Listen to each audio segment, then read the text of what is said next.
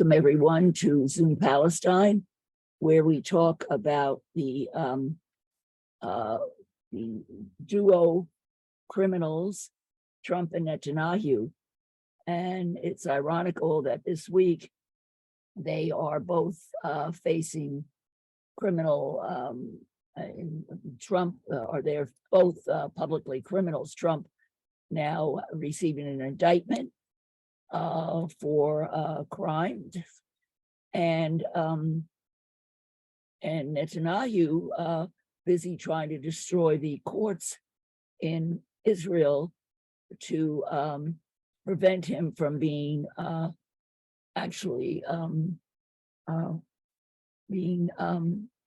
called and convicted for his criminal behaviors.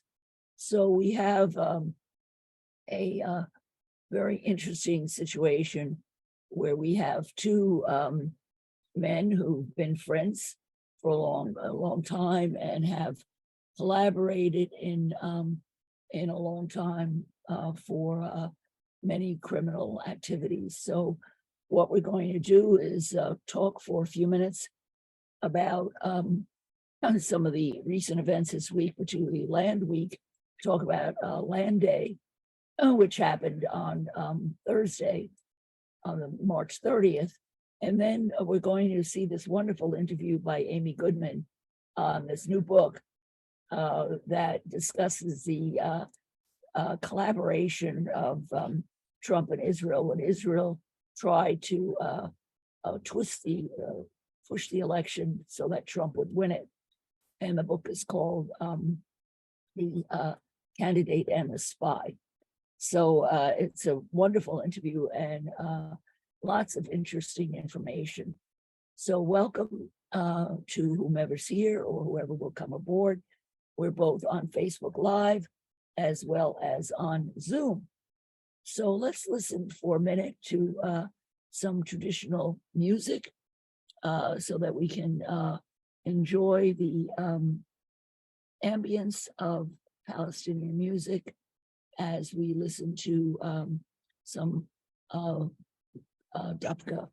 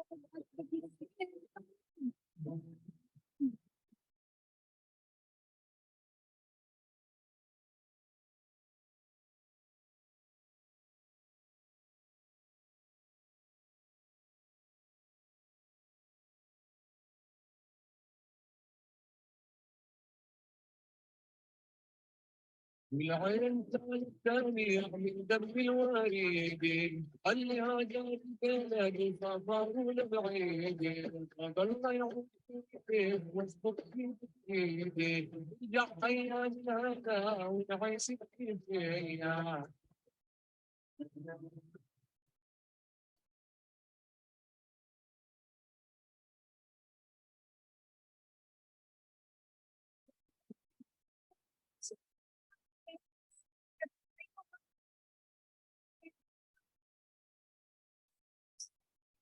Because when you feel hard,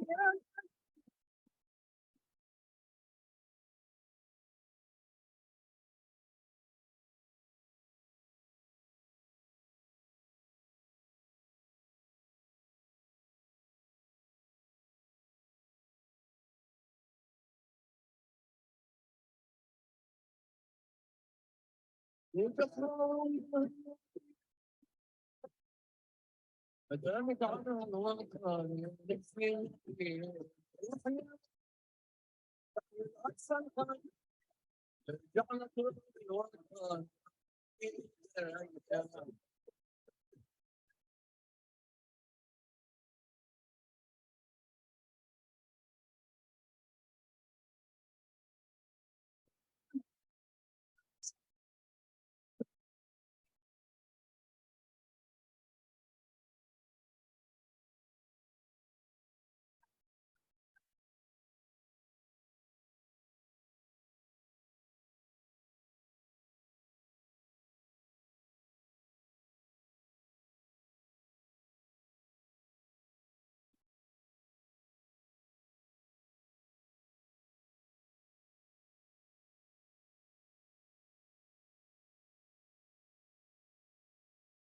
يا فاتني معاك عدت وديني أصور فوق بحر طارق سفيني استفشت الطريق يوزر فيني وزور أرض جليل وميت خبرينا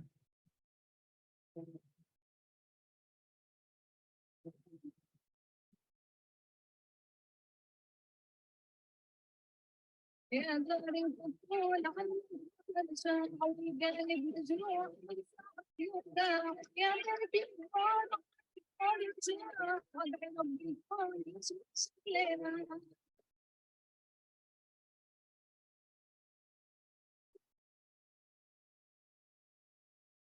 Lovely video.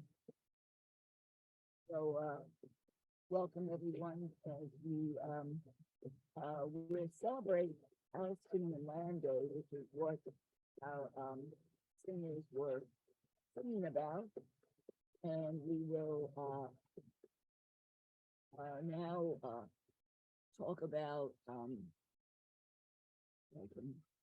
on a minute. Share our screen again. We're going to talk about Palestinian Land Day. So let me get back to our channel content.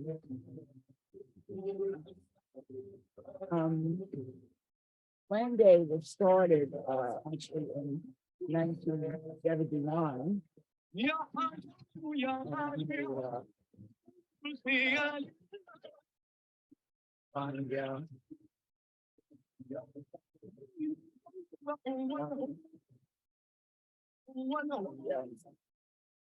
correct website there.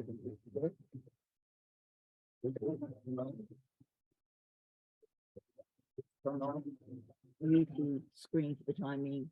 So Land Day was a very important, it's a very important celebration where the Palestinians, after 6 unarmed people were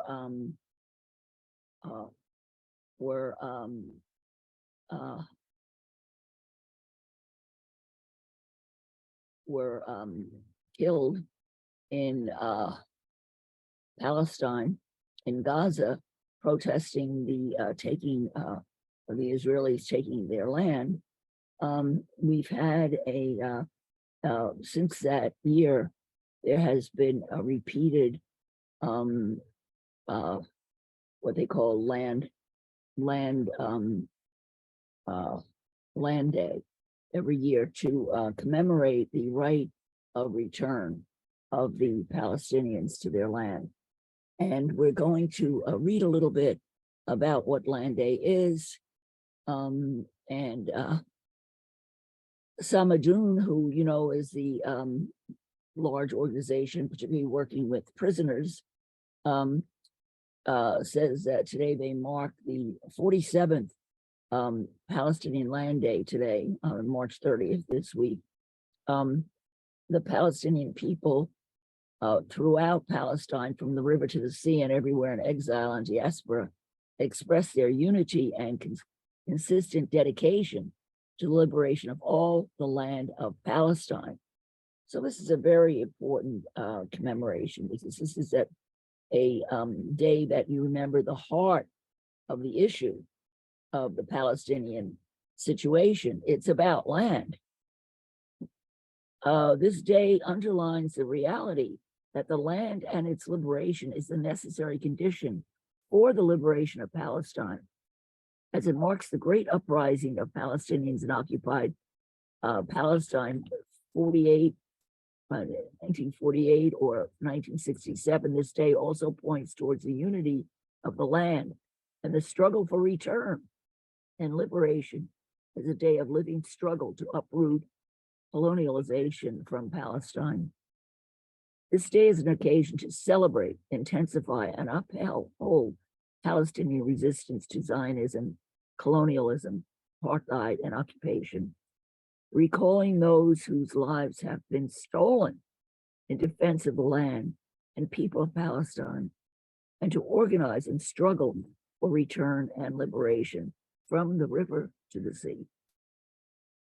As we mark the Palestinian Day of the Land, we salute the Palestinian prisoners locked behind bars for their defense of their land and their people. The prisoners' movement just won a decisive victory this week, 1 week ago, before launching their mass hunger strike, defeating the attempts of Itamar Ben-Gvir and the fascist regime he represents to roll back the rights they have obtained through decades of struggle. At the same time, there are still 4,800 Palestinian prisoners locked away from their land, including 900 jailed without charge or trial under administrative detention. On Land Day, we particularly urge all to highlight the case of Walid Dakah, the Palestinian writer, intellectual, and struggler for liberation, diagnosed in December 2022 with a rare form of bone cancer from the occupied Palestine 48.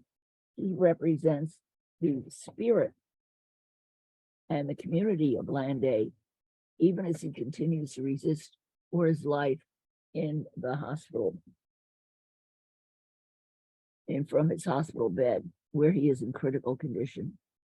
On Land Day in 2023, we affirm, free the land, free Walid Dakah, and all Palestinian prisoners. And here's a picture of Walid Dakah. So this is a very important commemoration that has its roots in the struggle of Palestine. We're not going to read this whole article, we're just going to look at some of the pictures that relate to Land Day, that showing Palestinians in Gaza today taking part in the annual commemoration, commitment to resisting Israeli apartheid. Here's hundreds of Palestinians in Gaza in the land protesting.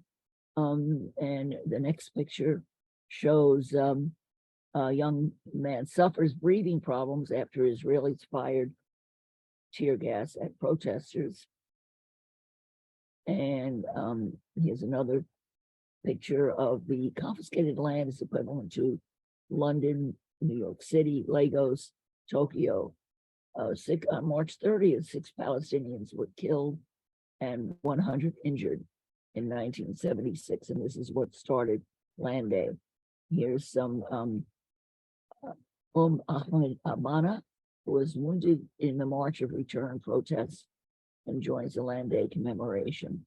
And there's a very good article on Al Jazeera about this. And here's Salim al-Susi, 67, joined the commemoration of Land Day to confirm the Palestinian right of return. So that's a very important issue that we cannot forget about. So now we're going to have a look at our main feature. It's extraordinary video by the wonderful journalist Amy Goodwin. When you think the American media is terrible, you need to remember that people like Amy Goodwin are stalwartly speaking out. And I think she's probably the only journalist that I know of who, Chris Hayes has also spoken out about Palestine. My disappointment was in Rachel Maddow, who I love for every other topic, but she's been very silent on Palestine. A few times she's mentioned Netanyahu But in general, she avoids topics. But Chris Hayes spoke out very bravely. I thought he was going to be fired. And of course, Amy Goodman is the main person. So let's listen. Her show is called Democracy Now, and she is awesome. She is really, really a journalist who just probes the truth. Let's go. Of course, hang on. Get the sound back on again. Make sure it's loud enough so we can hear. Okay. Now, why is the sound not working?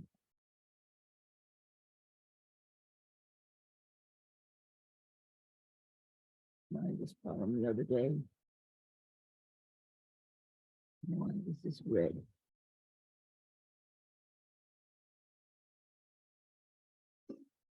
There we go.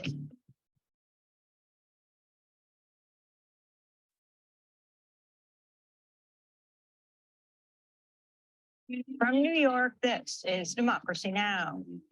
We're here today because it's out of the question to once again raise the retirement age. It's time for them to understand that people also want to enjoy their lives. We're not here to die on the job. We're here to be able to enjoy life one day too. As many as 3 million people take to the streets of France as anger mounts over President Macron's move to raise the retirement age from 62 to 64. We'll go to Marseille for the latest. We'll also talk to Congressmember Rouhana about the banking crisis, TikTok, and more. Then investigative journalist Jame Banford reveals how Israeli Prime Minister Benjamin Netanyahu clandestinely tried to help Donald Trump get elected in 2016. There was no collusion between Russia and the Trump campaign, as the Mueller report concluded. But what was totally missed was the collusion, very extensive collusion between the Prime Minister of Israel and the Trump campaign. And we'll get an update from Atlanta on the protest against Cop City, those charged with domestic terrorism. All that and more coming up.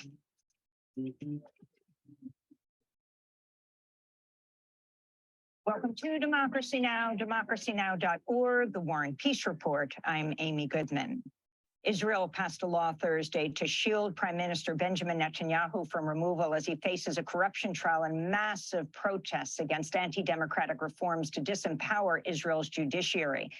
Scores of protesters were arrested Thursday during a more massive nationwide protest designed to bring Israel to a standstill, while Israel's Attorney General said in a letter earlier today the plan to gut the justice system is illegal. Netanyahu is meeting with Prime Minister Rishi Sunak in the UK today. As he arrived at 10 Downing Street, Netanyahu was greeted by a protester, jeers, and calls of shame and traitor. Meanwhile, another Palestinian was killed Thursday as Ramadan was starting by Israeli forces during a raid in the occupied West Bank.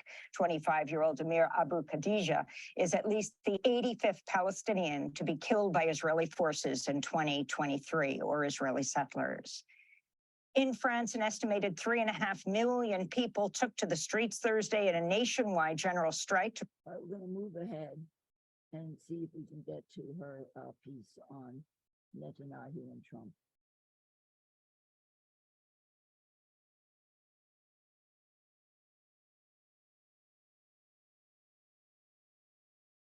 The harm to adolescents, and the FTC should be regulating them. They shouldn't be still have peace in that region while being strong and standing up for the values of democracy and freedom that Taiwan represents. Let's go directly to the Ukraine. That would be offensive. You may have countries like India or others that should continue. Yeah, thank you so much for being with us. When we come back, investigative journalist Jame Banford reveals how Israeli Prime Minister Benjamin Netanyahu clandestinely tried to help Donald Trump get elected in 2016. Why don't we know more about this? Stay with us. My revolution starts. The night's been Speak.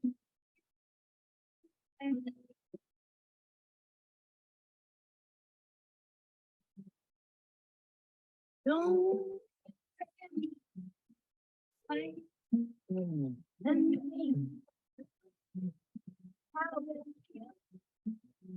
The Poor Innocent Song by the Palestinian singer and songwriter Rasha Nahas. This is Democracy Now!, democracynow.org, the War and Peace Report. I'm Amy Goodman. As mass protests rock Israel against the Israeli Prime Minister Benjamin Netanyahu and his plan to overhaul Israel's judiciary, we turn now to look at how Netanyahu secretly tried to help Donald Trump win the 2016 election. That's the focus of a new cover story in The Nation headlined "The Candidate and the Spy." Longtime award-winning investigative journalist Jame Banford reveals Netanyahu dispatched a secret Israeli agent to the United States in the spring of 2016 to meet with advisors to Trump and offer to share secret intelligence with the campaign against Hillary Clinton. The story is based in part on a series of text messages sent by the Israeli secret agent to Trump advisor Roger Stone. In one message from August 12, 2016, the agent wrote, quote, "Roger, hello from Jerusalem. Any progress? He's going to be defeated unless we intervene. We have critical intel. The key is in your hands," the text read. Later, the agent wrote, quote, "October surprise is coming." Jame Banford writes, quote, "While the American media and political system fixated on Russian President Vladimir Putin and his armies of cyber warriors, trolls, and bots, what was completely missed in the Russiagate investigation of 2016 was the Israeli connection. No details of it were ever revealed in the heavily redacted Mueller report or in the Senate Intelligence Committee report. Jame Banford joins us now from Washington, D.C., author of many books. His latest, Spy Fail, Foreign Spies, Moles, Saboteurs, and the Collapse of America's Counterintelligence. Jim, welcome back to Democracy Now! It's great to have you with us. Take us on this journey. Talk about what happened, why we know a lot about Russia, or at least a lot is made of and going after Russia, saying it tried to overthrow the 2016 election or spin it for Trump. What actually is documented here is Israel's involvement. And yet Mueller report, Senate Intelligence Committee, it looks like they knew, but just didn't want to talk about it. Well, exactly. The documents I got are from the FBI. There are the FBI affidavit about this. There's documents, numerous quotes from the secret agent, the Israeli secret agent sent by Netanyahu, talking about the PM, which the FBI agent indicates was the prime minister, and lays out a months-long plot, basically from May of 2016 till the fall of 2016, right up to the election. This was investigated by the Mueller team. It was the Mueller team, the Mueller FBI agents who actually got a search warrant for the secret agent's communications. And that's what these documents are. These are the basis of that investigation from the FBI and the Mueller team. But all this was redacted from the final Mueller report. All they focused on was Russia, and in the end, they basically gave Russia a bill of health. They said that there was no collusion between Russia and the Trump campaign.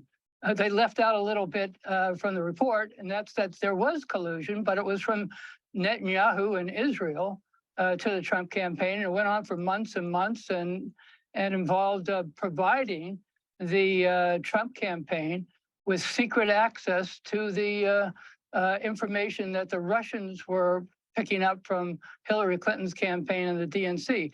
In other words, the Israelis, they have a very, very sophisticated eavesdropping organization, Unit 8200. It's their equivalent of the NSA. And they were eavesdropping on the Russians and eavesdropping on Wikigate, and Julian Assange, and they were picking up all this information that the Russians were getting from the Clinton campaign and the DNC.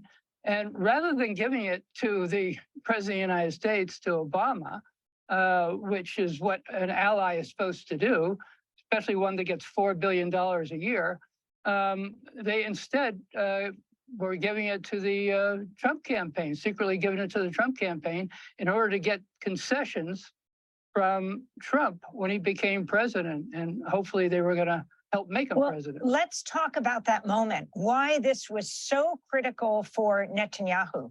Talk about the quartet, the direction Obama and the quartet were going in, and why Netanyahu wanted Trump to win. Well, a key reason he wanted Trump to win was because Trump vowed to throw out the nuclear agreement with Iran that the Obama administration worked very hard on and was very useful to the United States. And Netanyahu didn't like it. He didn't want it. He wanted Trump to get rid of it, and Trump was planning to do that. But he wanted a second thing, too. The Obama administration was putting a great deal of pressure on Netanyahu to work out an agreement with the Palestinians over Jerusalem, which is divided. The final agreement over Jerusalem was going to be divided between the Palestinians and Israel. Israel wanted, Netanyahu wanted the entire city to be Israeli. And so they were putting pressure on the Trump campaign saying, look, this is what we want and we can help Trump get elected, but we have to have basically have to have an agreement that he's going to help us on this issue over the sovereignty of Jerusalem. And in the very end, that's what happened. There was a secret meeting, or at least a private meeting in the Trump penthouse in New York, just between Netanyahu and Trump. And after it was over, Trump came out and that's what he said. He said that if I'm elected president, I'm going to move the U.S. embassy to Jerusalem and declare Jerusalem the capital of Israel. So the Israelis got what they wanted and Trump got what he wanted, and the American public was screwed in the meantime. Jame Banford, in your piece, The Candidate and the Spy, you write, although the affidavit did not specify any individual defendants, the numerous potential criminal charges laid out in the FBI documents spoke to the seriousness of the Israeli plot. They included violation of the foreign contributions ban, which prohibits foreigners from contributing money or something of value to federal, state, or local elections. Other charges included aiding and abetting conspiracy, wire fraud, attempted conspiracy to commit wire fraud. Still another charge, unauthorized access to a protected computer, indicates Israel may have conducted illegal hacking operations. Can you talk more about this and the man who is the spy in that title of your piece, married to what, Netanyahu's cousin? Well, yeah, they don't name the spy. The spy's name is redacted, but there are a lot of similarities with one of Trump's closest associates, Isaac Mohel. And he's a very shadowy character. He's described as very discreet. And Netanyahu sends him on secret missions, various places. So I just mentioned that happens to be a very close associate who goes on secret missions for Netanyahu, at least according to the Israeli newspaper Haaretz, a well-known and highly respected Haaretz. So he's a candidate, but I don't know if he was the secret agent or not. I'm just mentioning him as one of the people that Netanyahu does send out on secret missions. So, you know, I think it would be very important for the U.S. government to identify this person who is trying to interfere and throw the election in favor of Trump. You also comment that it's not only the United States that the Netanyahu government was involved with trying to interfere with the elections. You talk about Latin America, Africa. Talk about this Archimedes group. Well, just to back up a little bit, just recently, in the last few weeks, there was an enormous investigation that was revealed throughout much of the world, actually.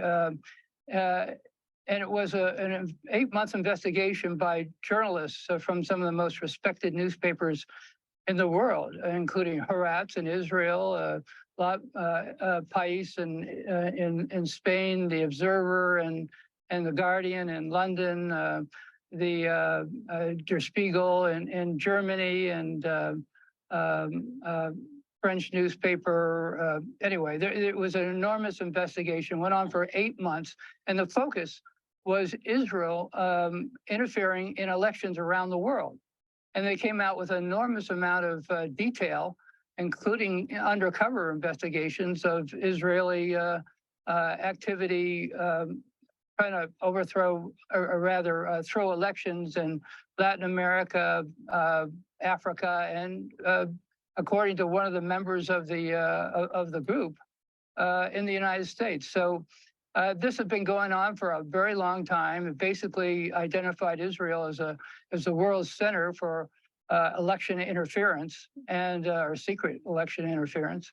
And Archimedes Group was one of those companies earlier on, before this investigation, that was identified as a company that Israel was using to, or at least it was a private company with ties to the Israeli intelligence, that was using a lot of fraud and other aspects to throw elections in various parts of the world. I think there were 13 countries or something it was involved in. So this has been going on for a long time. Israel's been involved in enormous amounts of covert operations and intelligence operations in the U.S. just in the last 7 years. Half my book deals with Israeli intelligence and covert operations in the United States. But there's a determination by all parties involved, the administration, Congress, and the mainstream media, to completely use blinders when it comes to Israel. So finally, while the U.S. media fixated on Russian interference in the 2016 election, another campaign to influence the outcome by Israel went unreported. That was 2016. Now we're moving in on the 2024 election. And you have the Prime Minister of Israel is, again, Benjamin Netanyahu. And again, President Trump is running for president. Your final thoughts, Jim? Well, it's going to be a deja vu all over again. It's going to be a repeat, since we have the same players in the same positions and the same media that pays no attention to anything that Israel does that's questionable in the United States, and the Congress and the administration that completely turn a blind eye to Israeli intelligence. So, yeah, we're here again, and it just can repeat itself with the same players doing the same play all over again, unless there is congressional investigation or hard-hitting reporting by the mainstream media, and further investigation by the FBI.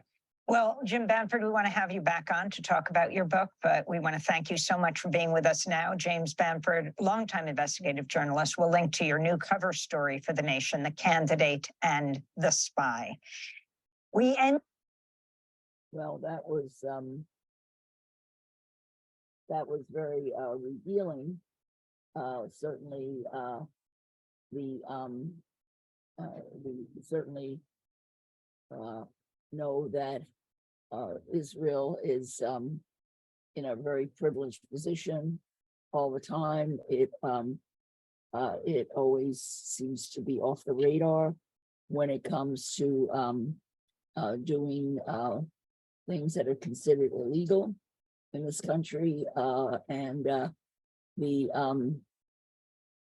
problem will continue until some people in our government speak out. So we just need to pressure our politicians to speak out. And now we're going to look at going to look at the electronic intifada for today, where we will find a few more examples of events that have been happening this week in Palestine and in Israel. So where did my electronic intifada go? But I found that the that article, that interview, extremely informative. And we what's most shocking about it is that the FBI and the government knew what Israel was doing when they were looking in to Russian collusion. They saw that it was really Israel that was doing all the colluding, but they ignored it and kept quiet about it. And I think this is a really very shocking piece of information.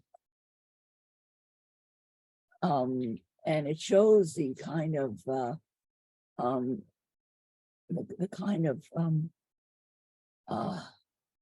Teflon quality of Israel in our country. So let's look now, and we'll conclude with paying attention to a few of the electronic intifada's articles for today. So we'll look at the last one. And here we go. I don't know why I'm having problems getting my electronic intifada up. Hold on a minute.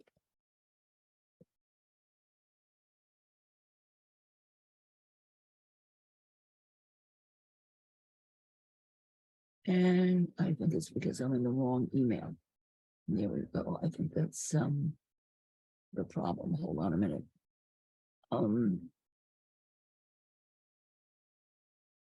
Here we go. Okay, so let's see what today's news is from the electronic intifada. Actually, it was yesterday's news. They haven't posted today's news up yet, but let's check it out. The articles and the first article is normal rules don't apply to EU anti-Semitism chief. So that's no surprise given the way the EU has been behaving towards Palestinians. Turmoil was the word that kept leaping out of the headlines over the past few days. The mainstream media apparently regarded it as the best term to describe a saga featuring Benjamin Netanyahu as the main character. The latest episode left the Israeli prime minister looking much less of an invincible alpha male than before, as he backed away temporarily from smashing up a judicial system that isn't sufficiently deferential to him and his allies. Unlucky for them, many of Israeli supporters in the West are immune to turmoil. A summit called by the lobby known as the European Leadership Network went ahead as planned, albeit with minor changes to its agenda in Berlin this week. The event followed the standard playbook, alleged that everyone who Israel sees as an opponent, academics, activists, or ice cream makers, is motivated by a hostility towards Jews. Katerina von Schwernenbein, the European Union's coordinator against anti-Semitism, was much in demand at the event. She did not seem bothered by how a number of lawmakers had called on her to withdraw. The lawmakers were angered by the inclusion of the Amichai Chikli in the original program for the event. Chikli has a penchant for racist outbursts. He has gone so far as to allege that an entire Palestinian generation has been raised in the spirit of the Hitler Youth. That's great. While Chikli finally found himself unable to attend the summit, von Schwernenbein wouldn't dare disappoint the European Leadership Network. She's a regular participant in that group's activities and has signals that she wants to keep things that way. In a video discussion several months ago, von Schwernenbein confirmed that she had already accepted an invitation for the European Leadership Network's 2023 annual policy conference, a separate event from this week's summit. Is scheduled to take place in Paris during May. Documents obtained through a Freedom of Information request show that the European Leadership Network flatters von Schwernenbein. It has expressed the desire to honor her work. When the European Leadership Network sponsors tables at gala dinners, von Schwernenbein is high on its list of favored guests in judging by these documents. Under the EU staff regulations, she requires permission from Brussels hierarchy to accept gifts of any kind whatsoever from outside bodies. And she did reply when she was asked if she'd sought approval before agreeing to eat meals paid for by the European Leadership Network. The staff regulations state too that officials shall neither seek nor take instructions from any government, authority, organization, or person outside his institution. Von Schnarbein routinely breaches the spirit and probably the letter of the rule. Although her formal job description does not mention Israel even once, she is constantly helping that state and its professional advocates to weaponize anti-Semitism.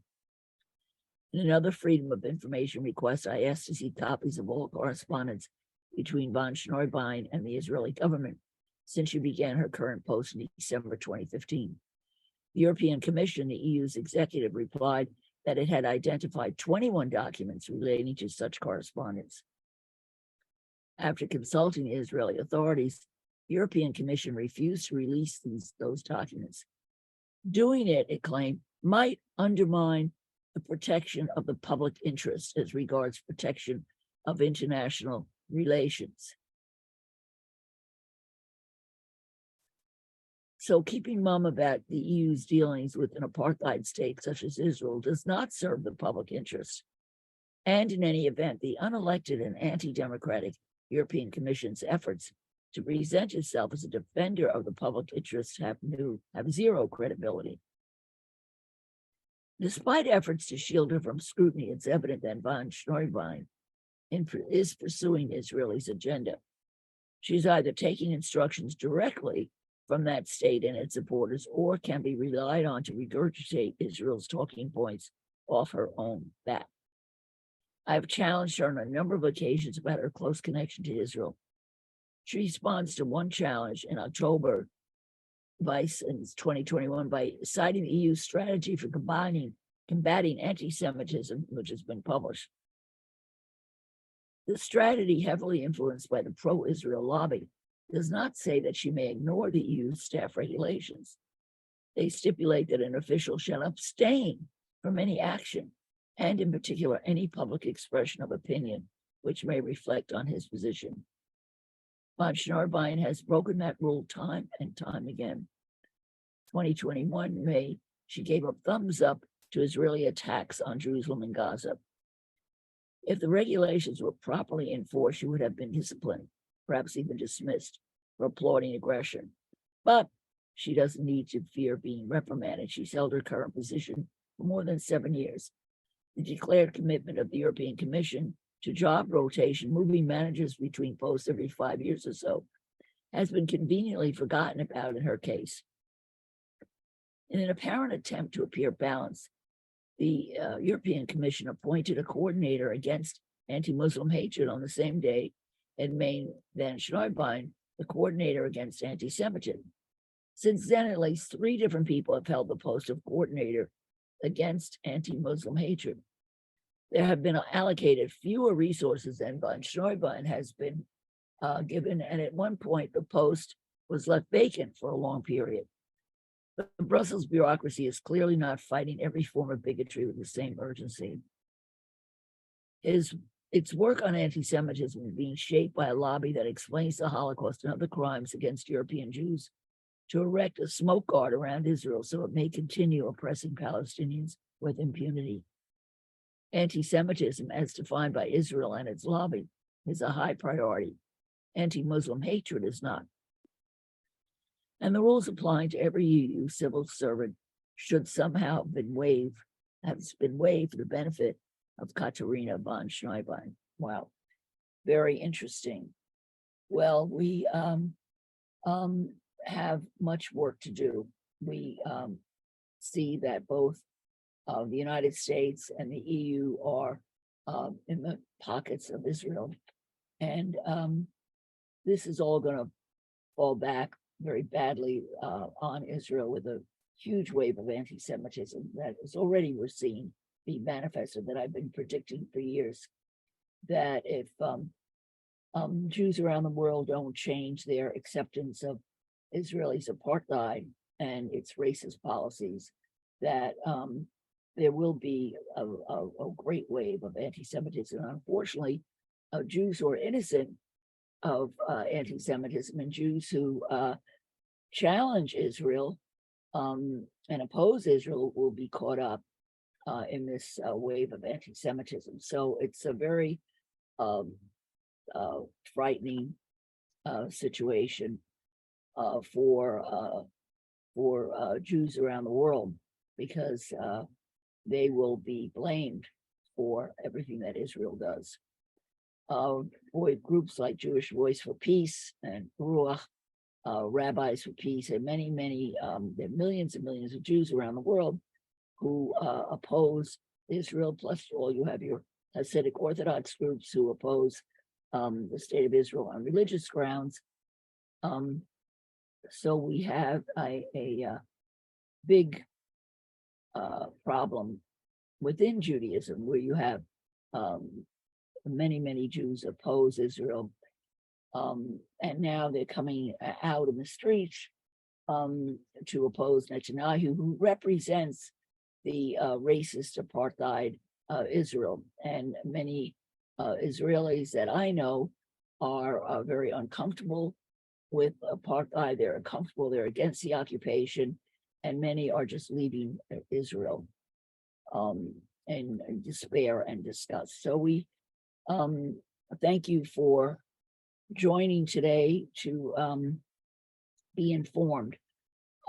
Truth is a weapon, and that when we find out the truth about the spying and the pressures that Israel has been exerting to manipulate American elections, we're learning truth, and we can speak out.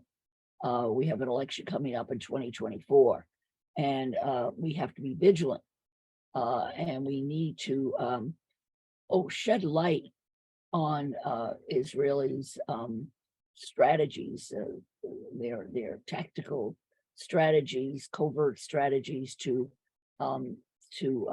affect the election, not only here, but elections around the world. And we did a whole program on their manipulation of elections when that report came out a short while ago. And also, it was very interesting to read about this woman at the EU, because we wonder what pressures are being put on the EU to keep her there and to keep her in such a anti-Palestinian mode. And I wonder what they're thinking now, where all the Israelis are critical of Israel, of the government of Israel. And so I'm saying, those Israelis out in the street, welcome to BDS. They're all boycotting. They're refusing to go to work. They're taking their money. Many companies are taking their money out of Israel. BDS is alive and well by Israelis. So who could predict that one? So thank you again for joining us in Zoom Palestine, and we'll see what's going to happen this Tuesday. Actually, I live in Lower Manhattan, so we're waiting for bomb threats and crazy Trump supporters to come in with their guns. I work in an area near where a lot of people are coming on trains from out of town. So we're waiting to see if the hordes of people like Marjorie Taylor Greene are going to show up on Tuesday in New York and bring death and destruction, as Trump predicted. So we'll see what happens in New York. And hopefully Trump will go to jail, and so will Netanyahu. So we live in hope. And thank you again. Salam. Ma salama. See you next week. Bye.